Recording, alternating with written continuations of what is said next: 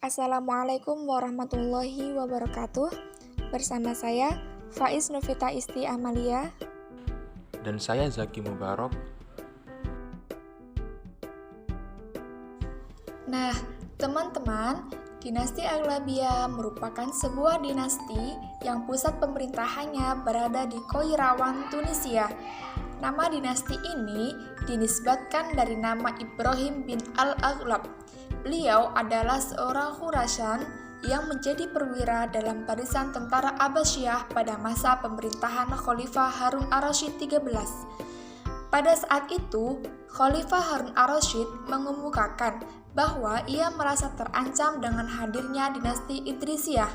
Kemudian, ia mengirimkan Sulaiman bin Jarir untuk menjadi mata-mata dan berpura-pura menentang Daulah Abbasiyah.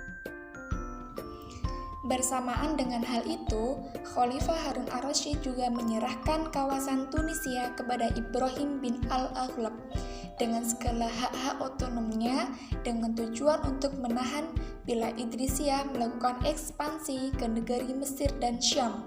Sebagai ganti setianya, Ibrahim bin Aghlab menyerahkan pajak tahunan sebesar 40.000 dinar ke Baghdad.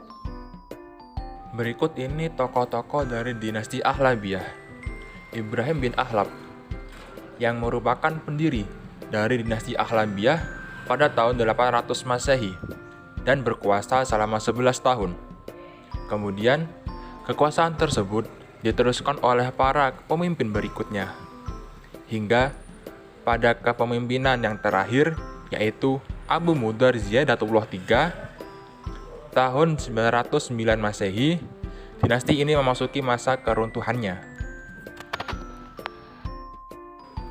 Kemajuan dinasti Aghlabiyah dalam bidang politik dikenal dengan ketangguhan armada laut militernya yang mampu menjelajahi pulau-pulau di Laut Tengah dan pantai-pantai di Eropa di bawah kepemimpinan Ziyadatullah I.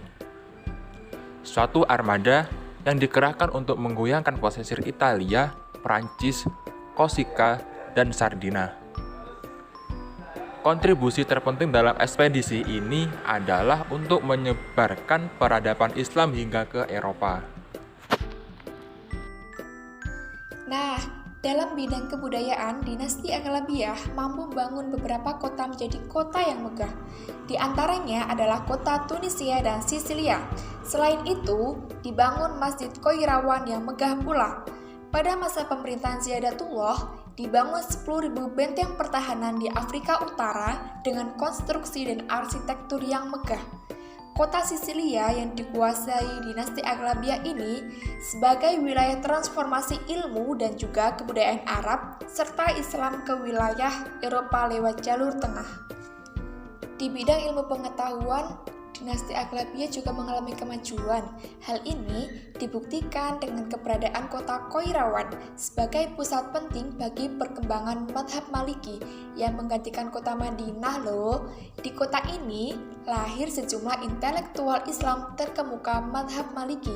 Di antaranya adalah Sahnun, pengarang kitab Mudawwanat, Yusuf ibnu Yahya, Abu Zakaria Al-Kinani, dan juga Isa ibnu Muslim. Di bidang ekonomi, pemerintahan dinasti Aghlabiyah mendapatkan pemasukan dari beberapa sektor, yaitu pertanian, perdagangan, serta industri. Dinasti ini membangun bendungan untuk irigasi dan juga mengembangkan perkebunan anggur dan kurma. Sementara itu, untuk memajukan bidang perdagangan, dibangunlah jalan dan angkutan serta lalu lintas perdagangan. Untuk mengembangkan sektor industri, Bani Aghlabiyah sendiri mendirikan manufaktur alat pertanian, pengolahan emas, perak, dan lain-lain. Setelah Bani Aghlabiyah berkuasa selama 1,5 abad, badai kehancuran mulai mengancam. Kesenjangan sosial antar penguasa Aghlab di satu pihak dan orang-orang Barbar di pihak lain telah menambah kuatnya pengaruh itu dan pada akhirnya membuahkan kekuatan militer. Lambat laun, dinasti ini mengalami tangkap penurunan, tepatnya pada abad ke-9. Kemunduran ini terjadi di bidang politik yang disebabkan oleh gencarnya propaganda orang-orang Syiah yang dimotori Abu Abdullah al-Syi'i atas perintah dari Ubaidillah al-Mahdi. Beliau adalah pendiri dinasti Fatimiyah.